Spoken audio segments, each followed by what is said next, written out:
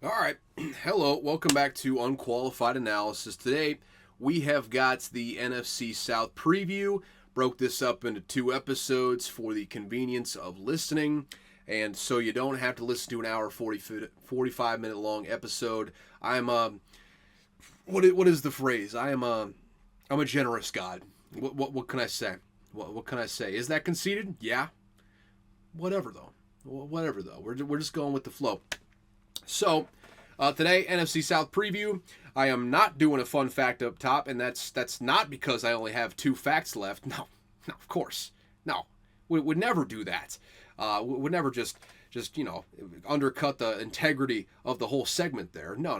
It's because we have two episodes this week. Okay, we gotta spread these things out. So we're just gonna get straight into the NFC South preview. We got four teams, obviously. NFC South here, one of the more competitive divisions in all of football.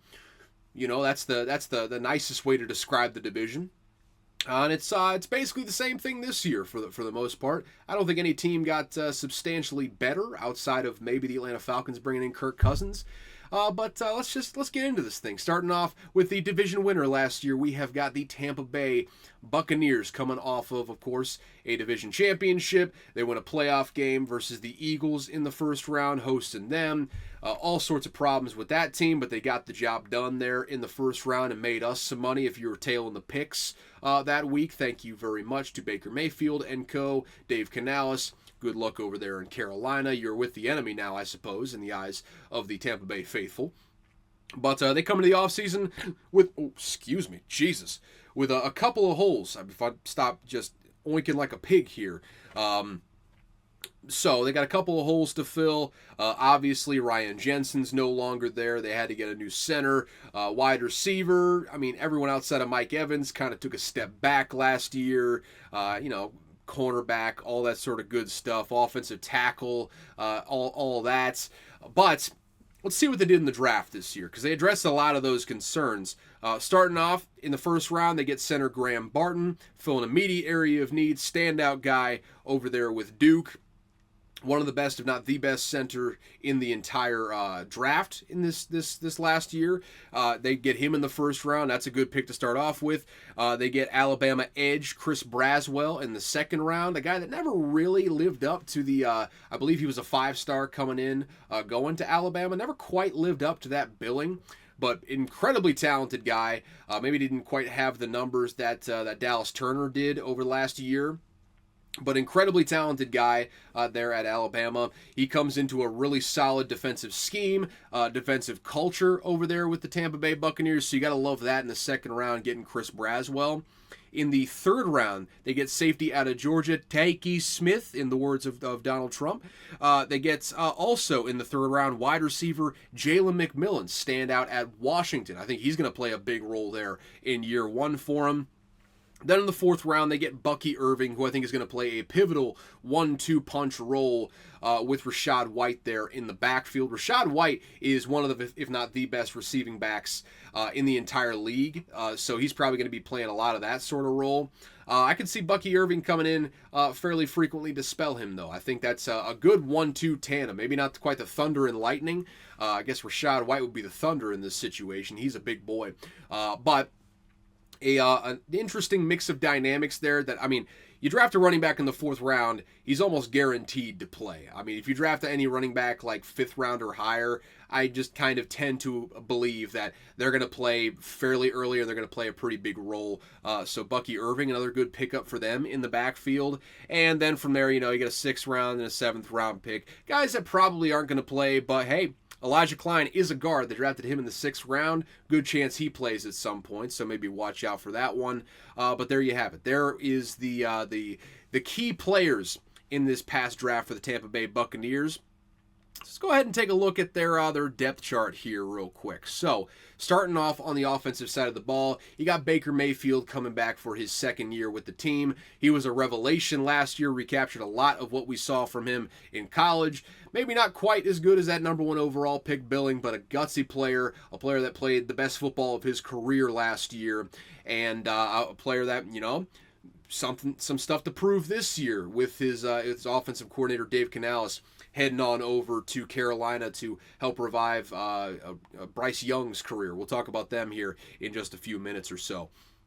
But you got Baker Mayfield at quarterback, Rachaad White and Bucky Irving in the backfield. He also signed Chase Edmonds to a free agency contract. Not sure how much of a role he's going to have back there, but good to have depth in that backfield. Wide receiver Mike Evans, obviously, still with the team this upcoming season. You got Chris Godwin there as the second receiver, Trey Palmer as the third receiver right now, and Jalen McMillan slotted as the fourth. Also got Sterling Shepard kind of just lurking back there in the background, could play a key role this season as well. Look at that wide receiver core. Not a bad group. I mean, you have a legitimate number one receiver in Mike Evans for however long he is still considered a legitimate number one receiver. Still hasn't had a season under 1,000 yards, so until that happens, I'm inclined to think he's still a number one wide receiver in the NFL. Chris Godwin took a step back. That's the main worry I have here. He took a step back last year. Continued to get like little nicks and bumps, injuries. That's going to be one to watch. You hope that he doesn't have a major drop-off this year, but things have kind of been trending scarily in that direction, so that's going to be one to watch this upcoming year. I think Jalen McMillan's going to have that third receiver role locked up by the end of the year. No offense to Trey Palmer. I just think Jalen McMillan, he plays such a great slot type of role, and I know that's kind of Chris Godwin's role as well, but I just have a hard time with the way that Jalen McMillan runs routes, the way that he can get open. I have a hard time seeing him not play very, very well in this upcoming season and playing a big role in this Tampa Bay Buccaneers offense going forward. So that's the receiving core. I like the group that they have in there. I like the quarterback, assuming that he plays up to snuff the way he did last year. Tight end, you still got Cade Otton, who, I mean, he's a starting tight end in the NFL. It's probably about all you can say about Cade Otton. So that's your receiving core right there. Offensive line. Tristan Wirfs now slides over to left tackle. Was at right tackle last year, I believe. He'll slide over to left tackle this year and assume that role. Still looking for an extension for him. That's something to monitor. I have no worries about him going to left tackle, though. He is a stud athlete. He will figure it out, and he's going to get paid accordingly. I promise you that much. Left guard, you got Ben Bredesen. These eyes, man, I need new glasses. These lenses are a little scuffed up right now. But you got Ben Bredesen at the left guard. Graham Barton, who we talked about, their first-round pick this past season. He's slotting in at center. Cody Mauch, a guy who they drafted last year, played pretty well. Drafted in the second round out of North Dakota State. He's there at right guard. And then Luke Gedeke at right tackle. Overall, it's not quite as in dire straits as you would say maybe the Giants, the Commies. Hell, I would even throw the Jags in that sort of category of just dire straits on the offensive line. Not going to wow you with the names they got in there outside of Tristan Wirfs, don't get me wrong. It's just like solidly middle of the road sort of unit there. That's kind of the way I feel about this entire offense. I mean, kind of solidly middle of the road. They're going to wind up somewhere in the teens, I would say. I'd be shocked if they finished in the 20s. I'd be shocked if they finished in the top 10. Kind of just right there around that Mendoza line, I would say, as far as an offensive personnel group goes. So that's kind of just the way I feel about them. On the defensive side, Vita Vea is coming back at nose tackle, perennial Pro Bowler, one of the best run stoppers in the league in his heyday. A little long in the tooth, but still, as good once as he ever was there in the center. Kalijah Kancey coming back for his second year at defensive end. You got Logan Hall slotting in there at the other defensive end. Even the depth, though, you're looking at William Golston, Greg Gaines. Good depth there on the defensive line. I think the defensive line might be the strength of this defensive group outside of maybe the safeties. The safeties are looking fierce, but the defensive line looks really good. Gets a little iffier when you get to the linebacking situation, because right now on the outside you got Yaya Diaby and Joe Tryon-Shoyinka, who I think we can clearly and definitively say is probably never going to live up to the pass rushing standard that the first round pick that they took him with would warrant. Yaya Diaby, Maybe he has a breakout season. I apologize to that man. I am fairly unfamiliar with his game. Not a very good group of pass rushers. That's the main thing. I mean, they got Randy Gregory coming in. Who the hell knows what you ever get from Randy Gregory? He might not even show up, frankly. It's who's to say? And if he does show up, might even end up getting injured. He's a backup for a reason right now.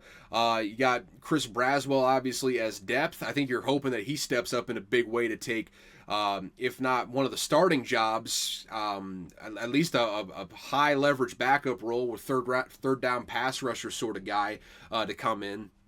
So you're hoping for that from Chris Braswell.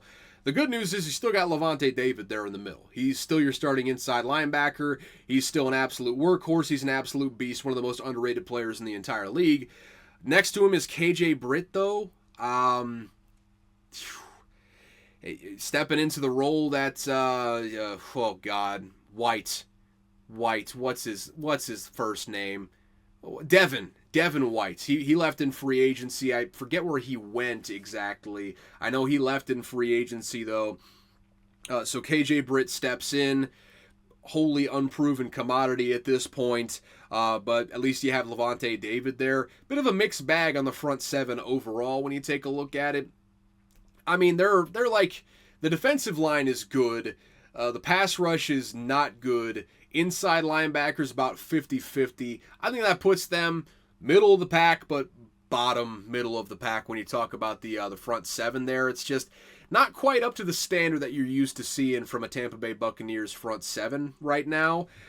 Maybe on that defensive line, but the pass rush is leaving a lot to be desired at this very moment. So you take a look at the back end, though. Jamel Dean coming back. That's a good guy to have in there. Zion McCollum, a little bit of an unproven commodity, but got good cornerbacks on the opposite of him. You got Christian Izien in the nickelback position. I apologize. I'm unfamiliar with that man's work.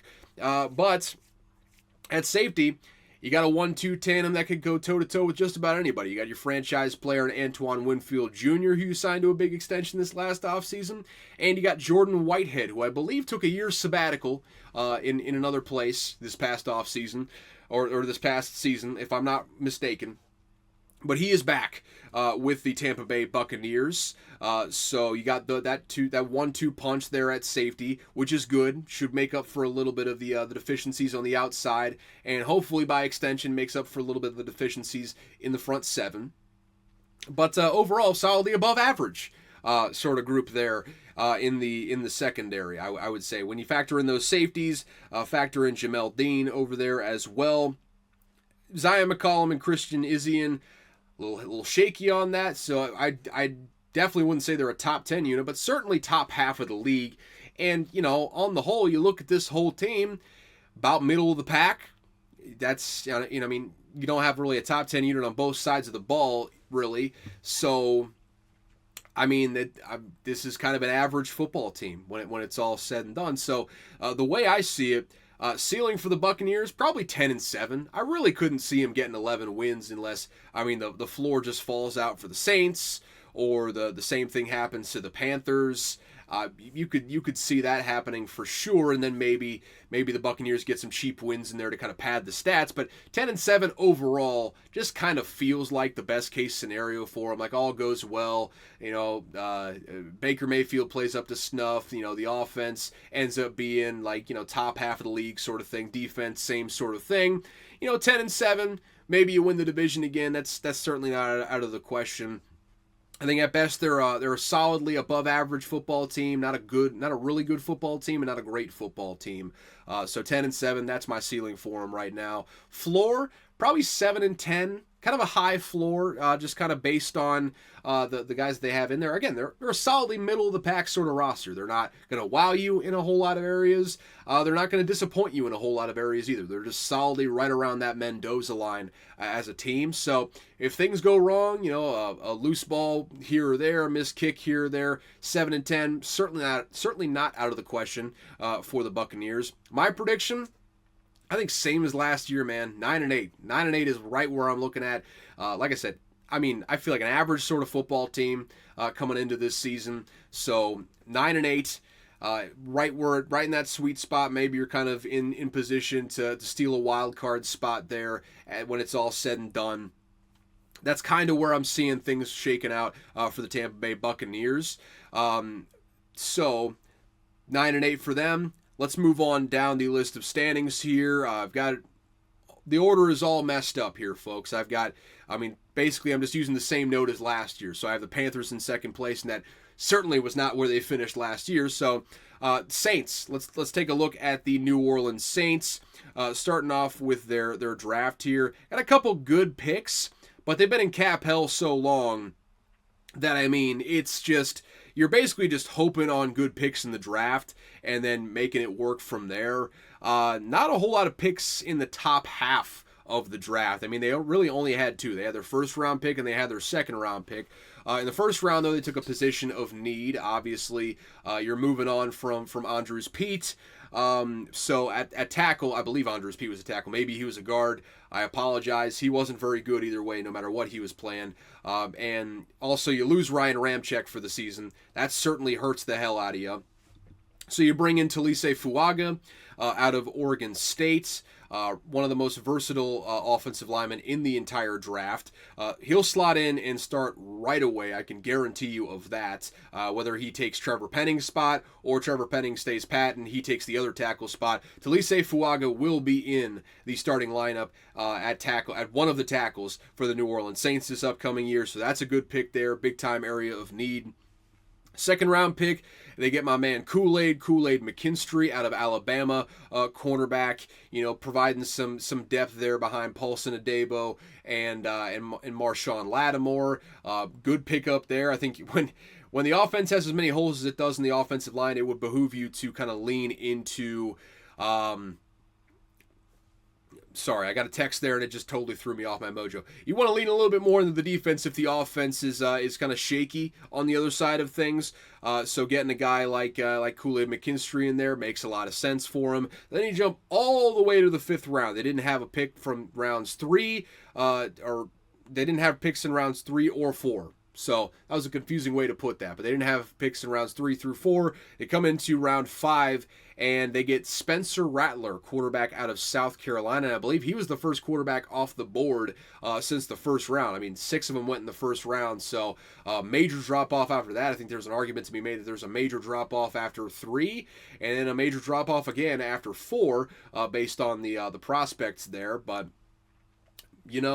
that's just kind of, it is what it is there. Get all the way to the 5th round, and then Spencer Rattler is sitting there, I guess, a little bit underdrafted based on his physical tools. Once again, this happens all the time, man. This happens all the time, and I'm honestly shocked it didn't happen more with Joe Milton. There's always a couple players where it just separates the wheat from the chaff, and by the wheat from the chaff, I mean college football watchers, religious college football watchers, and the NFL people that parachute in and watch tape around draft time and don't watch college football otherwise. The football nerds on the NFL side love them some Spencer Rattler. They thought the 5th round was an absolute steal for Spencer Rattler. In my opinion, I've seen Spencer Rattler play for 4 years at this point between Oklahoma and South Carolina.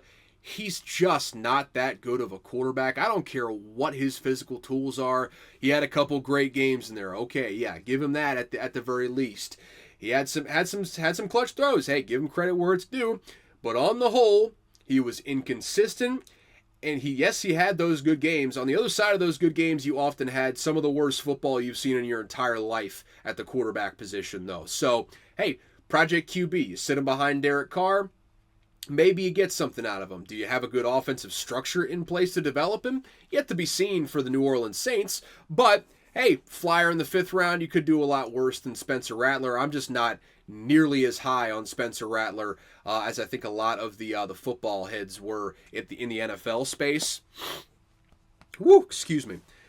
So, yeah, you get him in the 5th round. I got 3 5th-round picks this year, so you kind of make up for not having the 2nd and 3rd round picks with a bunch of 5th-round picks. I guess that makes sense in some people's minds.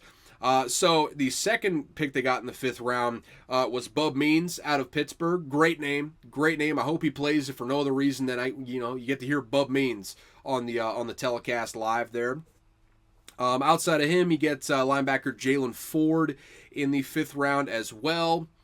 What the hell just happened? Why on God's green earth did OBS just pop up on my screen? What is going on? I don't know.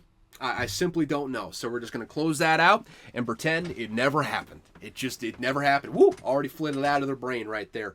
Outside of that, we got 6th and 7th round picks again. They drafted defensive tackle, so maybe he plays given the dearth of talent there on the team. Outside of that, though, if 7th round pick offensive tackle out of Eastern Michigan, Josiah Ezirim, is playing in this upcoming season, you got problems. It means Trevor Penning is not good, or Talise Fuaga got hurt. Either way, you don't want Josiah Ezirim, or Ezirim? Yeah, Josiah Ezirim. You don't want him on the field if you are a Saints fan. I'll tell you that right now. You don't want your 7th round offensive tackle on the field unless he just greatly outperforms what you expect from him. So there's the draft for the New Orleans Saints. Let's take a look at the depth chart here right quick. God, my nose just be itching, folks. It just be itching. Any hoozle. Let's see this depth chart here. First and foremost, at quarterback, we got Derek Carr. Put him solidly in that Kirk Cousins category. I think that's the best way to talk about Derek Carr in the context of this whole thing. He'll have some great throws a pretty deep ball. You just don't know necessarily what he's going to do on a down-in, down-out basis. So there you go. He's in the Kirk Cousins category. You can win with him. Probably not going to win because of him at the end of the day. Running backs, he's still got Alvin Kamara and Jamal Williams back there with Kendre Miller waiting in the wings. Solid backfield group, no concerns there whatsoever, unless there's a drop-off from Kamara, which we're starting to get pert near that time, I would say. Wish all the health, wealth, and everything else that comes along with that to Alvin Kamara there. But it is about that time in the career where maybe you start seeing a little bit of decline from a heavy usage running back like Alvin Kamara, especially when it suffered injuries in the past. But then, you take a look at the wide receiving core. You got Christo Von Flay, Chris Olave, as the unlearned say. I've called him Christo Von Flay for the longest time, just because I find it entertaining, and I'm just a weird guy. What can I say? Outside of him, though, you got Rashid Shaheed, one of the best names in the entire league. Really solid second receiver. You're bringing Cedric Wilson in free agency. You got A.T. Perry sitting back there behind him. Equinemius St. Brown. Bub Means, who you just drafted this year. All-time names in this wide receiving core. All told, it all kind of hinges on what's... what Clint Kubiak does with this offense. Is he better than when he was with the Vikings? You would certainly hope so after learning in the Shanahan's system there for a couple of years. But it all kind of hinges on what he does with this offense. But you look at that wide receiver core. If you just get like some solid QB play on a consistent basis from Derek Carr, that's a legit like top 10 receiving core. And then you throw in Jawan Johnson, who's a really solid tight end there as well. Taysom Hill behind him, kind of that gadget player, the skeleton key for every defense pretty much if you use him properly. It's just a really solid group of skill players that they got coming back for the New Orleans Saints. We'll talk about the offensive line here in a second. It's a sight for sore eyes, but you look at Alvin Kamara, Chris Olave, Christo Von Flay himself, Rashid Shaheed, Cedric Wilson, A.T. Perry. Deep receiving core. There's reason for optimism here. If the offensive line kind of holds up, which there's no guarantee that it does, this receiving group, really fringe top 10, underrated group that the New Orleans Saints have here on the outside. I wasn't familiar with their game, but I'm picking up what they're putting down right now. I see the vision there for Mickey Loomis and crew over in New Orleans. But obviously Adam Prentice at fullback. You got Xander Horvath as a backup fullback, which you don't really see a whole lot of backup fullbacks nowadays. But then you look at the offensive line. Talise Fuaga is currently slotted in there at the left tackle. You've got household name here, Nick Saldiveri. Nick Saldiveri at left tackle, at left guard right now. You got Eric McCoy there at center, on kind of still an unproven commodity. Hasn't been fantastic there at center. Cesar Ruiz, another guy that's kind of maybe overstayed his welcome to a certain extent. And then you got Trevor Penning at right tackle, who has not been panning out as that former first round pick that he was. So if you just look at the receivers in tandem with a, average to above average quarterback, I mean, you're looking at a certainly top half of the league, maybe fringe top 10 sort of group. But you factor in the uncertainty at offensive coordinator. Is Clint Kubiak actually going to be a good play caller this time around? Is he going to have even an ounce of creativity in his play calls? Is the offensive line going to hold up? Because that's a bad offensive line right there. Make no mistake about it. Really, everyone outside of Fuaga, you have got some problems. You have got some problems there on the offensive line. It is a work in progress, to say the very least. So I mean, with all that uncertainty, I can't rank them higher than like 16. Like, I love the skill group. Don't get me wrong. I love the skill group. But I have a hard time seeing a consistent run game materializing with what they have on the offensive line. I think pass protection is going to be an issue with that offensive line. Again, there's no guarantee that Clint Kubiak has improved since his last stint as an offensive coordinator with the Minnesota Vikings. So, reasons for optimism on the outside. The more you go to the interior, the more worrisome it gets. So I have a hard time ranking these guys outside of the middle of the pack. That's probably about where I see him right now, right, hovering around anywhere from that 16 to 19 range. I think they're going to be right in that range this season for the offensive side of the ball. On the other side of the ball, you have got the ageless Cam Jordan coming back for another season in New Orleans. Defensive tackle Nathan Shepard slotting in there. You hope that Brian Bresee steps up, last year's first-round pick out of Clemson.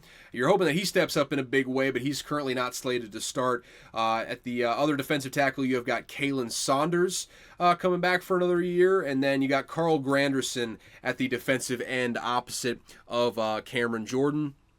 Right off the bat, you have got to have some serious questions about the pass rush right now. I mean, Cam Jordan in his prime would be a guy that you can kind of lean on for the pass rush. Late in his career, he's a lot more of a fundamental like run stopper and leader of the defense. He doesn't quite rush the passer like he used to rush the passer because he's like 38. He has been in the NFL for a long time, and the athleticism has waned. That's just simply what happens when you stay in the NFL for a while. Having Carl Granderson opposite of him certainly does not help the situation, and I think the Saints are going to struggle big time rushing the passer this year. I mean, Dennis Allen has got the work cut out for him right now to get this defense up to snuff, at least in the front seven. I mean, at the very least behind him, though, I mean, solid group of linebackers. I mean, Pete Werner had kind of come into his own with the Saints over the last year or so. Demario Davis, consistently good player there for them at linebacker. Still got some good football left in the tank, I think. Willie Gay comes over from the Kansas City Chiefs. Kind of struggled at times in pass coverage, but really solid linebacker. I think that he will play well and kind of outperform that price tag that was put on him in free agency. Yes, he got ran out of the lineup by Drew Tranquill last year late in the season for the Chiefs. But that's also kind of the luxury you have when you have like a deep linebacking core like they had. So I don't think he's going to get run out of the lineup by Nefi Sewell, Jalen Ford, or Anthony Orji in this upcoming season. I just don't necessarily see that happening. So I like the addition of Willie Gay. I think they got good linebackers. Hell, they might even have a good run-stopping defensive front. I think that'd be the best-case scenario for them. I have a hard time seeing them finish within the top 20 of pass rushing units. I just don't look at any spot here and say, yeah, that's a guy that you can lean on to create a consistent pass rush right now. And all the respect due to Cameron Jordan, but that's just not where he is in his career right now. So, I mean, on the whole, as a front seven, average at best, below average at worst. Again, good group of linebackers. I worry about that defensive line. I don't see a whole lot of down in, down out guys that you can kind of rely on outside of Cameron Jordan there. So that's something to worry about if you're a Saints fan. On the back end, though, still looking real solid. I mean, Marcus May is out the door now at this point. So Jordan Howden steps in, who I apologize to that man. I am not familiar with his work, but next to him, you still got Tyrann Mathieu. Not the Tyrann Mathieu that he once was, but still solid enough to be a good Band-Aid there on the back end. On the outside, though, you got Paulson Adebo and Marshawn Lattimore. You just drafted Kool-Aid McKinstry. I'm unfamiliar with Rico Payton, but a good group of cornerbacks there. And then you got Alontae Taylor in the nickel, who has played very well for them. So, average to below average front seven. Really, really good secondary. I really love the secondary for the Saints. It's been a hallmark of theirs for a long time. Really since Marshawn Lattimore got there and Paulson Adebo came in just behind him. This secondary has been one of the best units in the league, and I expect it to continue to be that, assuming that the safety play is up to snuff for this upcoming year. Not going to have a whole lot of help from that front seven, I don't think, which is worrisome. Make no mistake about it. That is very worrisome, and it can, make an otherwise really good secondary look really bad just because you're getting no push on the front there, and you're getting no pressure on the quarterback. And, hey, if you let an NFL quarterback just sit back there, they will dice you up 9 times out of 10 if you don't get pressure on them. So that's something to worry about. But I think the secondary could be good enough to cover up some flaws there on the front. So overall, the defensive unit, I think certainly top half of the league. Maybe they're pushing top 10 this year. I don't think they're going to get to that top 10 sort of category. But I think high teens is certainly not out of the question, or low teens rather, is certainly not out of the question there for them. So on the whole, I'm looking at this team, and so the ceiling that I see for them, same exact thing as the Buccaneers. In fact, I view the Buccaneers and the Saints on fairly similar grounds here. Really, look down the roster. I think the receiving core for the Saints is better, but the offensive line for the Saints is worse. Defensively, kind of inverse problems as well. The defensive line is a question for the Saints, whereas the linebackers are good. And then on the other side, you've got solid defensive linemen for the Buccaneers, and the linebackers are a bit of a question. Same sort of questions with the pass rush. Probably a little bit better secondary for the Saints. So maybe I lean the Saints on overall quality, but it's not enough of a difference to really evaluate them a whole lot differently. I got the same ceiling.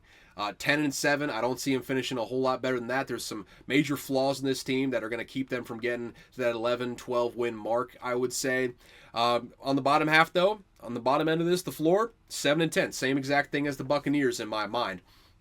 I think, again, if the offensive line is an utter disaster, if the defensive line is an utter disaster, you're just getting bullied on both lines of scrimmage, 7-10. Very much so in the cards here for them, and maybe it's what Saints fans want. I know they're trying to get Dennis Allen out of town, so that would do the trick. That would certainly do the trick if you go 7-10 this year. So I guess it's not all bad, I suppose, if that happens. But I don't think any real Saints fan wants to see their team go 7-10 this year. Good news, I think they're going 9-8. Same exact thing as last year. I think they are right at average. They're just a shade above that Mendoza line. If this were a 16-game season, I'd probably predict them to go 8-8, but since it's a 17-game season, and I think they're, again, just a shade above that Mendoza line, I'm going with 9-8 for their season this year. I'm having them tie with the Buccaneers when it's all said and done. But with that, we'll keep it moving, shall we? Let's get on to the Atlanta Falcons. We are already a crisp 33 minutes into this thing, and we're keeping it chugging along. So we got to the ATL Falcons here, and of course in the first round they had the head scratcher of all head scratchers, drafting Michael Penix Jr., a guy that they do not expect to play this year, and decided to spend a top 10 pick on him, number 8 specifically. So that's fun. That's not a guy that helps you right away, but hey, if you get a quarterback of the future, maybe it all works out. I still question whether Terry Fontenot knows what he's talking about or what he's doing, but maybe I'm the dumbass and he's the genius. Who's to say? Second round pick, they get defensive tackle Rook Orhorhoro. Wild name. Just an absolute wild name. Defensive tackle out of Clemson. Was not the best defensive tackle on the consensus board for the networks there. So once again, got a little criticism there. And then finally, what many people thought they were going to do in the first round, the Atlanta Falcons go Braylon Trice, edge player in the third round. Not Dallas Turner, but hey, Braylon Trice, not a bad player whatsoever. Got drafted in the 3rd round for a reason, for sure, but hey, he's going to be asked to step up in a big way. Maybe he does. Who's to say? 3rd round pick, you're expecting that guy to contribute, though. 4th round, you get another defensive tackle, Brandon Dorlus out of Oregon. Unfamiliar with his work in college, but I know Dan Lanning's been doing a hell of a job on that defensive line here over the last couple of years and bringing in NFL talent. Guy getting drafted in the 4th round is evidence of that. And then in the 5th round, you get J.D. Bertrand, linebacker out of Notre Dame. And then from there, I mean, Chase McClelland in the 6th round, though. I mean, you got Bijan Robinson, and then not Tyler Huntley. He's a quarterback. Maybe it is. No. It is Tyler Huntley. Caleb Huntley. That's the quarterback. His name is my name too, as they say. So still 3rd string running back. So big whoop there. And yeah, just a bunch of guys. Get Zion Logan in the 6th round, their final pick of the draft. That's a fun name, if nothing else. So there's that for whatever that's worth. And there's your draft for the Atlanta Falcons. Overall, it's a big ol', but hey, again, maybe Terry Fontenot's the genius and I'm the dumbass. We're going to find out. That's the beauty of the football season starting up. We get answers to all these questions coming up. So, with that said, let's take a look-see at the depth chart here. I mean, despite all the criticism for that Michael Penix pick, I mean, if you get an offensive coordinator in there that knows how to use the weapons, which I think Zach Robinson might be that guy for him, this could be a really good offense. I mean, at quarterback, Kirk Cousins, the whispers coming out of camp is that he looks like the very best player on the football field, which, hey, more power to him. Glad it ended up working out for him. Obviously, they drafted his heir apparent like the second after he got in the door and really only told him that they were going to do so on draft night. But I love to see him balling out there. I appreciate him for all the years that he had in Minnesota. So you got Kirk Cousins in there, feeling good about him at quarterback. Then you got running back Bijan Robinson, who, by the way, I picked him in fantasy 1st round last year. I'm going to do it again this year if he comes up to me. I'm like one of the last picks in the draft right now, I think. I might be 12th out of 12 right now in my league. So if Bijan Robinson gets to me, I will draft him because I think he is a shoo-in in this new offense. You bring in a bit of a Shanahan run scheme by way of Sean McVay.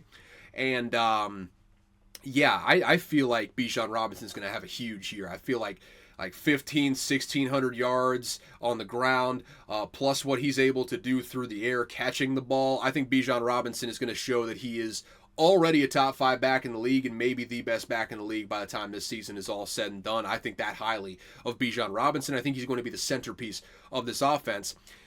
Then you have Tyler Algier behind him. I don't know why I had Tyler Huntley in that equation, but Tyler Algier, big man, just a giant of a man, just massive. That's big man back there behind Bijan Robinson. Good thunder lightning combo you got there. But then you look at the receiving core, and obviously Bijan Robinson's your best player you got on offense.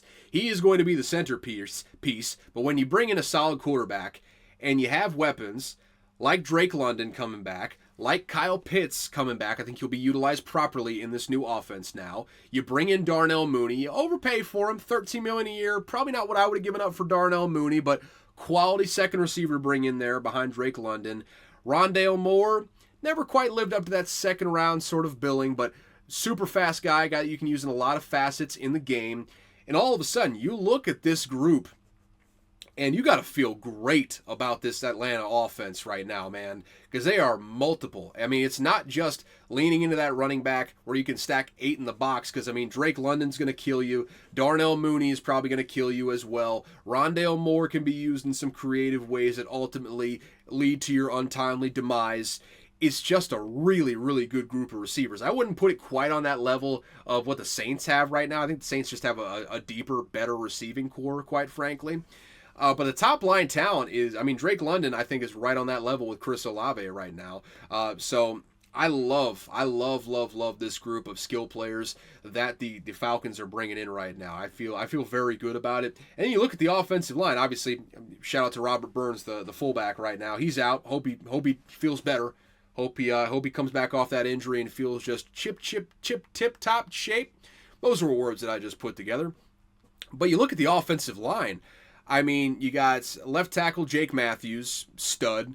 Matthew Bergeron at left guard, pretty solid. Drew Dahlman at center. Chris Lindstrom, who they just paid last offseason, I believe. And then Caleb McGarry at right tackle. Really solid group of offensive linemen that you got there. And if you got a good group of receivers, an elite running back, and a really solid quarterback, that is a recipe for a top 10 offense right there, folks. I'm calling it. I think this Atlanta Falcons offense, I think Kirk Cousins under Kevin O'Connell has seen the world open before his eyes. I mean, he has had his offensive third eye opened on his forehead, a la Aaron Rodgers with the ayahuasca. Kevin O'Connell was Kirk Cousins' ayahuasca in the football sense of things. I think he has opened up his mind and led Kirk Cousins to being a better quarterback, and I think that the Atlanta Falcons are going to see a lot of the benefits of that for this upcoming season. I am very high on this Atlanta Falcons offense, man. I feel like top 10 should be the expectation with what they have coming back. All the talent that they have coming back, a solid offensive line, a well-respected young coordinator coming in, calling the offense for the first time, but a well-respected coordinator coming out of that Shanahan coaching tree. A guy in Raheem Morris that it took entirely too long for him to get another chance as a head coach. I feel very good about him coming in. Just a lot of good vibes on the offensive side of the ball right now for the Atlanta Falcons. And then you look at the defense. And so on the front three, Grady Jarrett coming off of an ACL, I believe it was. Maybe it was a torn pec or something like that. I don't know. Season-ending injury last year. There's no guarantee that he ends up coming back and plays to the standard that he once had there. David Onyemata is in the middle. He's solid enough. And then Zach Harrison at the other defensive tackle, or I guess defensive end, in a 3-4 system. To be honest, I don't know who the hell Zach Harrison is. Zach Harrison could be anyone walking down the street right now. I'd probably be able to pick him out from a lineup because he's an NFL defensive lineman. But I do not know who Zach Harrison is, and that's not a good thing. Overall, on that defensive line, we're shaky at best. Then you look at the linebackers, and you've got a guy named Arnold Ebiketie. Fun name. Just not sure how much you can expect from him in the pass rushing category. And then you got Lorenzo Carter, rushing opposite. And boys and girls, that is a worrisome group of defensive linemen and pass rushers right there. Maybe not quite as I'd say it's every bit as worrisome as the Saints. I mean, maybe Lorenzo Carter is better than any pass rusher that the Saints have.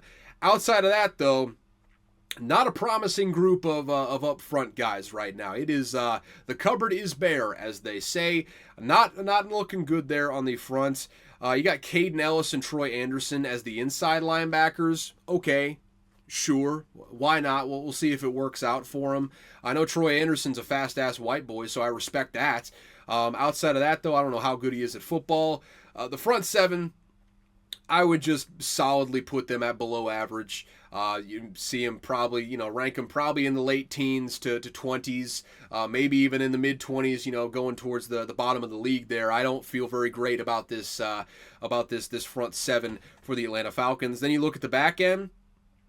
I mean, there's some highlights here. Of course, you got Jesse Bates back there at free safety. He flashed in a big way last year in Ryan Nielsen's defense. Ryan Nielsen no longer there under the new regime, but he played very, very well, and he's played very, very well his entire career, living up to that $60 million a year contract that they gave him 2 off seasons ago.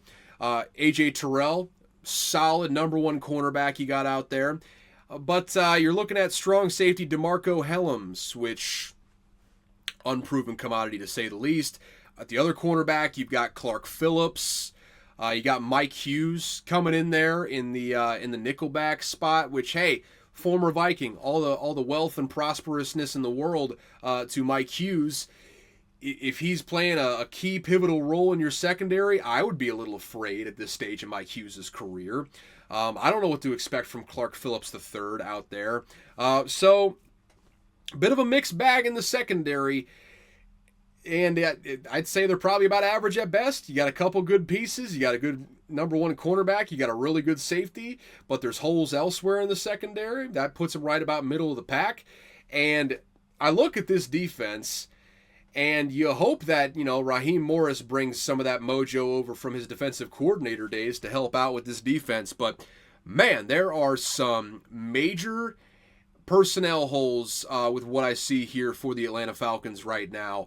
And on that note, I feel like they finish in the 20s. Like, I don't see them finishing very well on defense. I think this defense is fundamentally flawed at the personnel level. I think offensively, I feel very good about them. I feel like they're, again, top 10 unit offensively. But defense scares me. Defense really scares me. Which, you put that all together in the recipe, and that's a fun football team right there. A lot of points scored, track meet sorts of games. You're getting a lot of probably a college football sort of vibe there with the scoring clip. But you bring this all together, look at it holistically. Ceiling for the Falcons, I still think is 11-6. I think that highly of the offense. I think at the top end, Bijan Robinson turns out to be the best back in the entire league. Kirk Cousins is the same player that he was when he was on pace for an MVP last year before he got that Achilles injury. And he stays healthy, obviously. All these caveats are that, the quarterbacks stay healthy at the end of the day.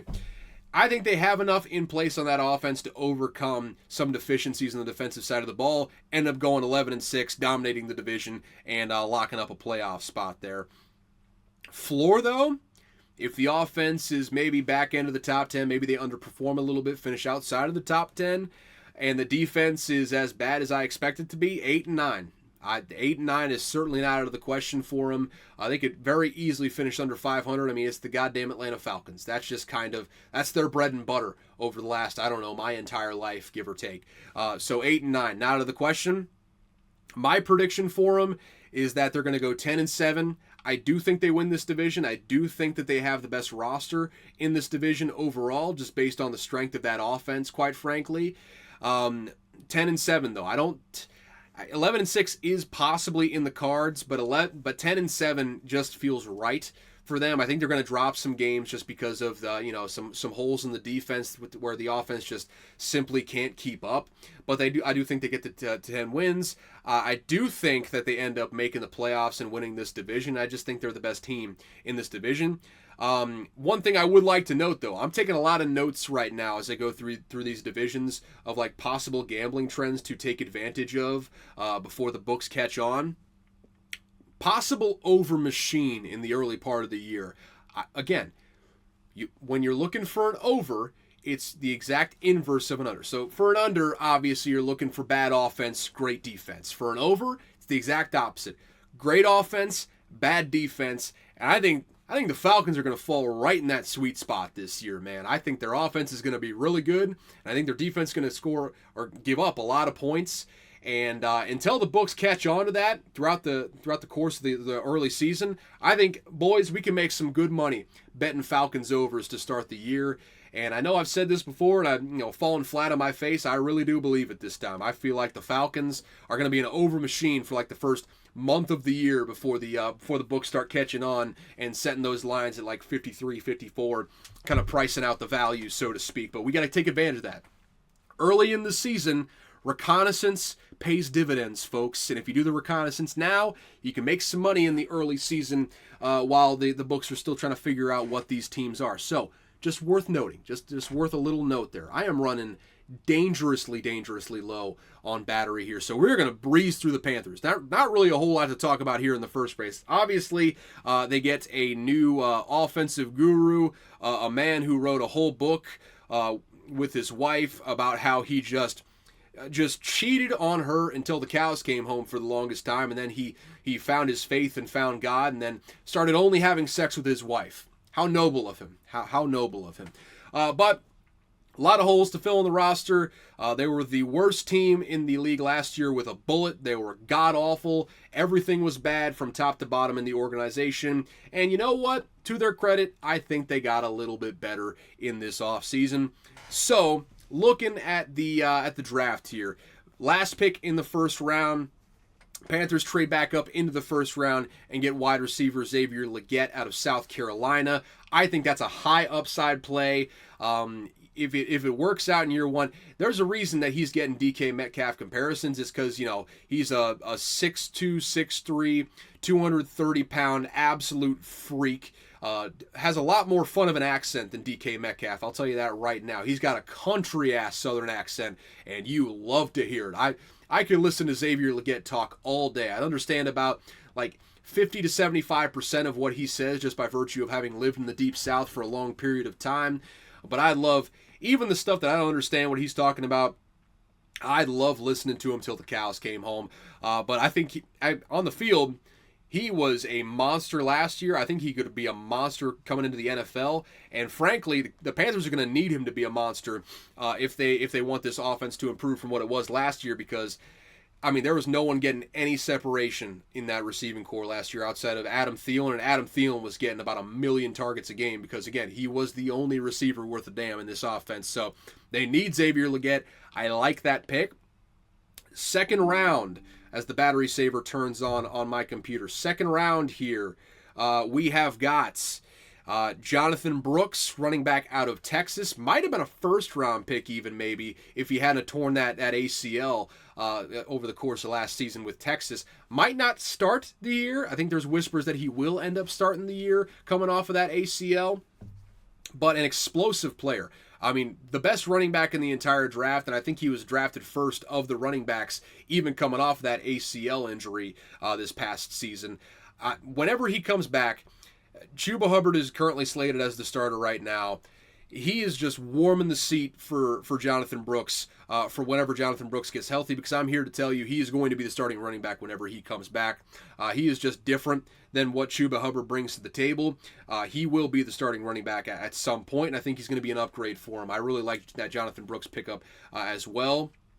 You bring in Trevin Wallace, linebacker out of Kentucky. Not familiar with his game very much, quite frankly, but, position of need for him at linebacker, losing Frankie Louvu this past offseason. Solid need pickup there. You get Jatavian Sanders in the fourth round. I think he's going to play a big role. Might end up being the starting tight end by the end of the season for the Carolina Panthers, so I love that pick as well. Then you're looking at, late round picks. Chow Smith-Wade, or Chaw Smith-Wade, I don't know. He's from Washington State, cornerback out there, another position of need. You could really just say every position is a position of need for the Panthers, so I don't even really need to say that.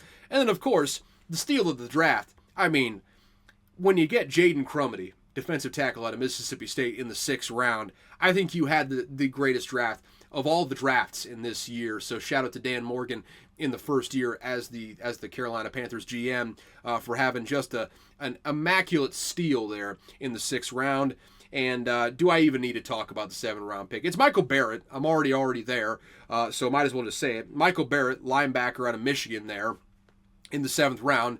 If he plays, good on him. Hopefully it's for good reasons and not just because everyone got hurt, but there you go. There's the draft for the Carolina Panthers. I got to keep checking on this battery to make sure I don't run out of it, but we are good for right now. So we'll just keep this thing moving, keep it moving at a fast clip. We'll just quickly breeze through this offense for the Panthers. Obviously, Bryce Young coming into his 2nd year. Andy Dalton, shockingly still there, which didn't know. Good to know. Didn't know that. But Bryce Young coming into his 2nd year. Dave Canales coming in. Hope he builds around Bryce Young's strengths like he did with Baker Mayfield last year down in Tampa. Then obviously, forgot that they brought in Deontay Johnson. Brought him in for a pittance, too. Really solid trade value there coming over from the Steelers. He slots in as their number 1 wide receiver right now. Adam Thielen is the number 2. Then Xavier Legette coming in at number 3. Jonathan Mingo, Terrace Marshall kind of sitting there at 4 and 5, respectively. Not a bad group. Certainly a lot better than it was last year. I don't think anywhere even sniffing the top echelon. But right there on the Mendoza line, though, it's a respectable group of receivers. It was the worst group of receivers in the entire league last year. And this year, it's respectable. And that's, Dan Morgan doing a good job in year 1, kind of. You don't have to go from the worst team in the league to a playoff team overnight. And I don't think they did that, but they improved. They brought in good players. I think Washington kind of took the same sort of strategy of just bring in good players and lean into the rebuild pretty much. So that's where they're at right now. You got Tommy Tremble as the number 1 tight end right now. I think Jatavian Sanders is going to have something to say about that as the season goes on. That's going to be a competition to watch there at tight end. And then biggest question of this whole Panthers offense, this offensive line. Ike Ekwonu still coming back at left tackle. He played better towards the end of last season, but does he come out and lay an egg again to start the season this year? We're going to find out. That's going to be one thing to watch. Damian Lewis coming over from the Seahawks. He's at the very least a serviceable starting guard in the NFL. Pay him some good money. I think Austin Corbett is a holdover from last year, so you hope that he plays better. Robert Hunt, you pay just an arm and a leg to get in free agency, $20 million a year to bring him in at guard. He's a good guy on the interior. And you can see the strategy here for Dan Morgan. You got your small, diminutive quarterback that's not going to change ever pretty much unless he starts turning into a bowling ball out there. So what are you going to do? What's the worst thing that you could possibly have for really any quarterback, but especially a smaller quarterback like that? Pressure from the inside. So you spend money for both guard positions. You bring in solid quality guys in Robert Hunt and Damian Lewis. And then on the right tackle, you got Taylor Moton, who again, you just hope he plays better than he did last year at the end of the day. It's a better offensive line than it was last year. There's a lot of question marks, though. I think in the center, you got unquestionably better from what they were in the previous year, bringing in those two guards. And I think that's going to pay dividends for them in this upcoming season. But there's just a lot of question marks on the outside with Ike Ekwonu and Taylor Moton.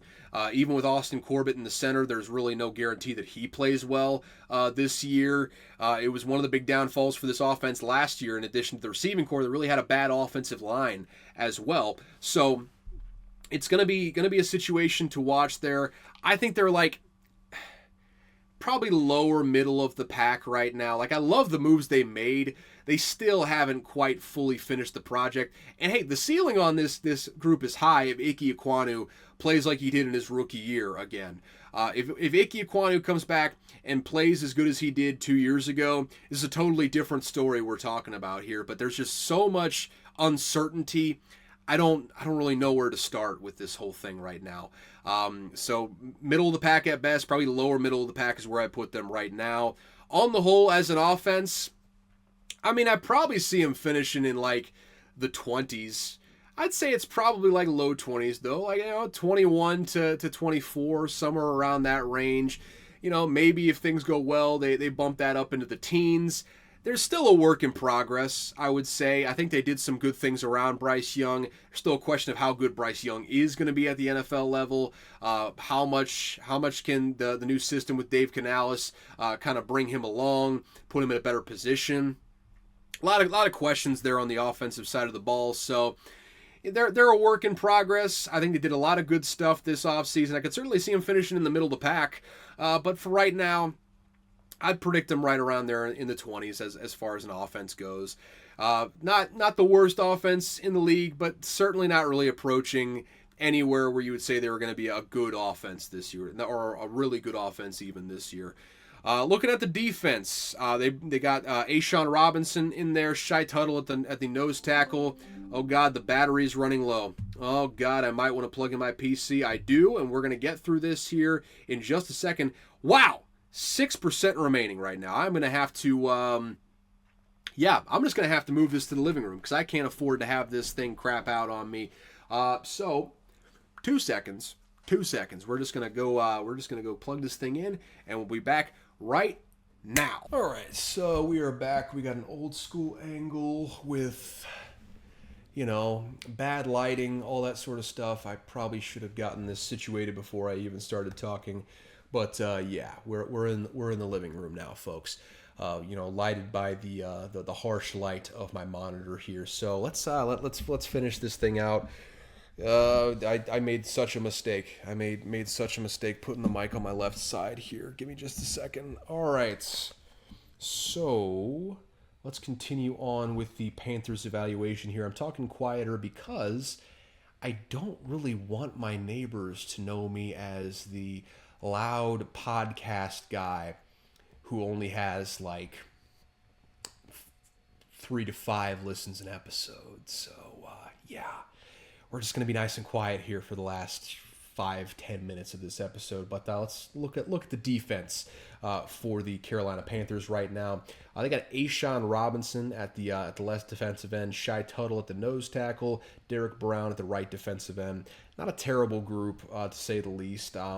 It's not really a top end of the league sort of group, but I mean, A'Shawn Robinson's a good player. Shai Tuttle's, been a solid player for a while, and same thing with Derek Brown. They just paid Derek Brown a good amount of money, so not the worst defensive line group in the entire division, I would say. Certainly not.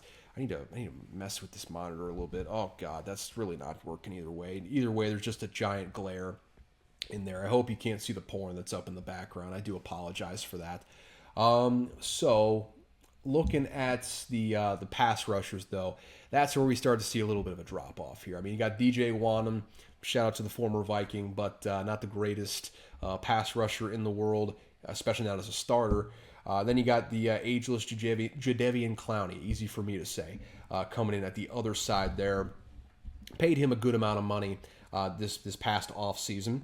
So then you look at the inside linebackers. Shaq Thompson, solid. Josie Jewell comes over, former Broncos player, under still somehow defensive coordinator Ejiro Evero. I don't know how he hasn't jumped ship yet, but I credit to him for doing so. They're paying him a bunch of money to stick around, so can't fault him there. Maybe he gets a head coaching job in this coming offseason. We'll see. We'll see on that front. Overall, you look at this front seven, though, and I mean, they're not terrible.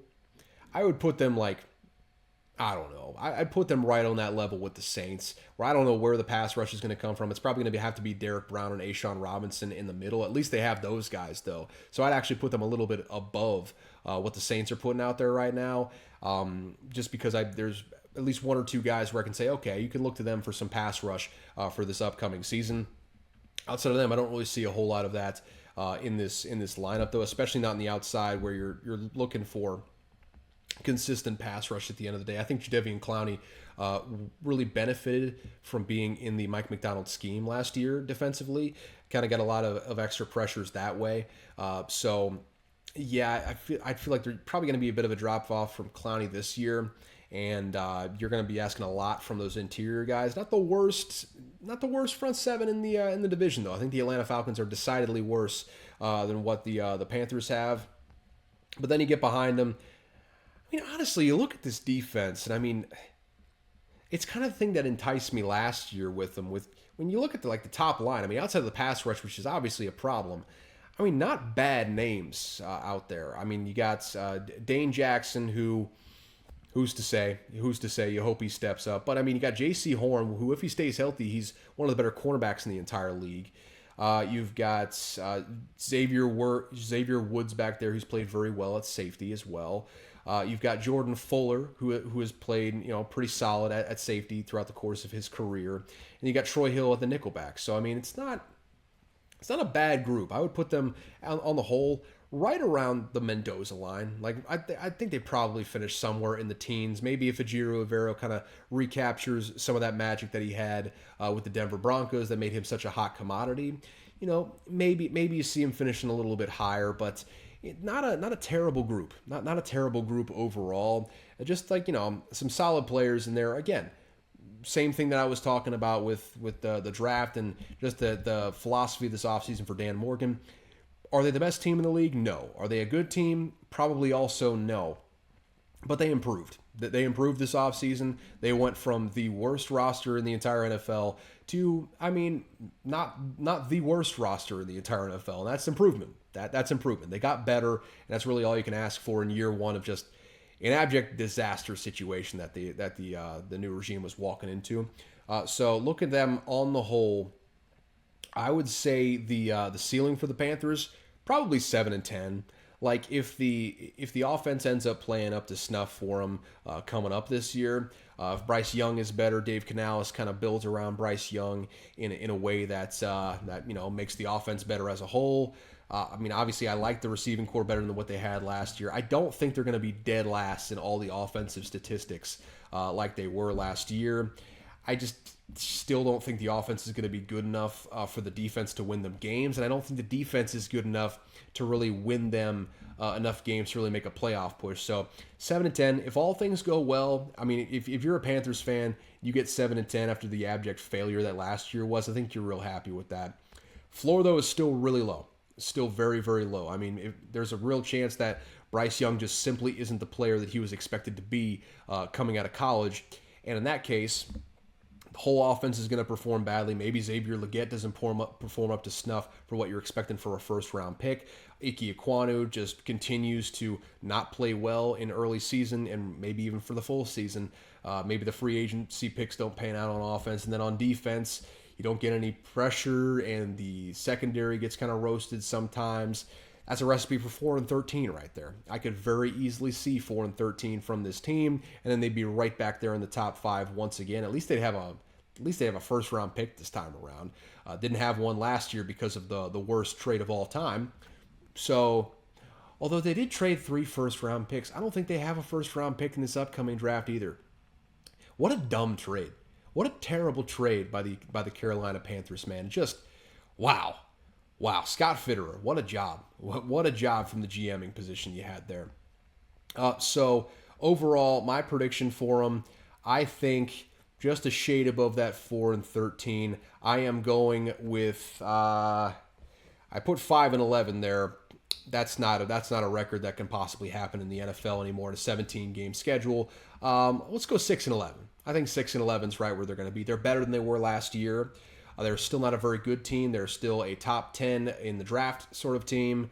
They're still, a little bit of ways away, probably another offseason away from really kind of, pushing that 500. Then another offseason after that from really starting to make a playoff run if all continues to go as well. And if David Tepper, keeps his cool and keeps his head at the end of the day. So all in the whole, looking at the division, I have got the Falcons winning this thing at 10-7, but I've also got 2 winning teams behind them at 9-8 in the Tampa Bay Buccaneers and the New Orleans Saints in whatever order they happen to go in based on tiebreakers. But again, competitive division. Looking forward to this one. We're looking at a lot of competitive divisions, it looks like, and it always seems to work out that way until, injuries tend to rear their ugly heads. I mean, look, we saw the Jets last year coming in. I thought they were going to be a playoff team. I thought they were going to make a deep playoff run. What do you know? 4 plays into the season, it's all over because Aaron Rodgers is no longer in there. He tears his Achilles. So it's one of those things. We're all optimistic right now, but looking at it on the whole, at this very moment, going into training camp, on the very verge of the NFL season, I feel like this is going to be a very competitive division. Maybe not the best division in the world, but it should be a very competitive and fun division going forward. So with that, it was a good decision to split this up into 2 episodes because I'm already, even with the cuts that I'm going to have to make, I'm well over an hour at this point. So thank you so much for tuning in to this second episode of the week. We are back next week with the AFC West preview, starting with the Western divisions. We're rounding the turn, folks. We are rounding the turn. We are halfway through the division previews, which means we are just 4 short weeks away. 4 short weeks away from football of some variety. It's like the lead up to Christmas right now, man. We're at Thanksgiving right now. And, not quite as much gluttonous eating going on, but the excitement is still palpable. The Christmas is right around the corner. And by Christmas, I mean football season, folks. And with that, thank you so much for tuning into Unqualified Analysis. We do this once a week. Usually once a week. Maybe we'll be back to once a week next week, but if we got more headlines, it'll be twice a week once again. So if it's once a week, it'll just be on Tuesday. If we got 2 episodes, it'll be on Tuesday and Thursday. But you can find it wherever you find good podcasts: Spotify, Apple, YouTube, Amazon Prime, all that good stuff. And outside of that, if you enjoy it, subscribe, share it with friends. We're still trying to grow this damn thing a little bit, getting this thing up, getting the numbers up. The numbers have been, increasing a little bit throughout the course of this offseason. So let's keep the momentum going, folks. Just keep the momentum going. The momentum is slow, but it is building. So let's keep it building. Let's just keep it building, folks. If you want to follow the show, I mean, there's not really a show account, but you can follow me on Twitter. It'll be right down yonder at the bottom of the screen, right there-ish. So follow me on the Twitters at CalebVUA. You can also, if you want to contact the show, either shoot me a DM on Twitter or go over to the email. That's unqualifiedanalysis@gmail.com. That link will be in the description of this video, podcast, whatever. So both the link to the Twitter and the unqualified analysis email will be in the description. So go ahead if you wish to do your little call in.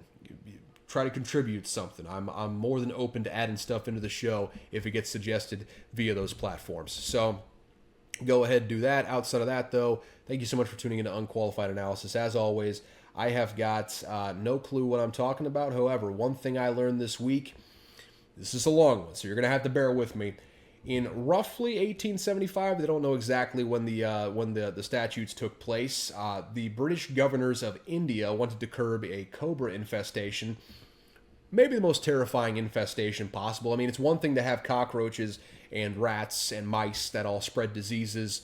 It's another thing to have a thing that can kill you directly as an infestation, and they're cobras. They're fucking huge.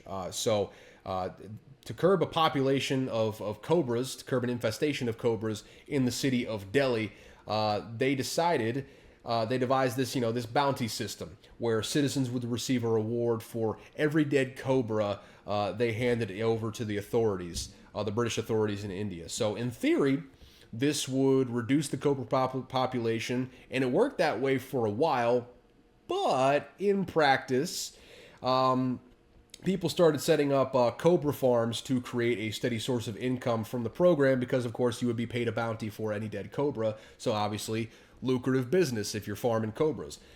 When the British caught on to this, though, they ended the program, and many, if not all, of the cobra farmers just let their cobras go, which ultimately led to an even larger cobra population than before.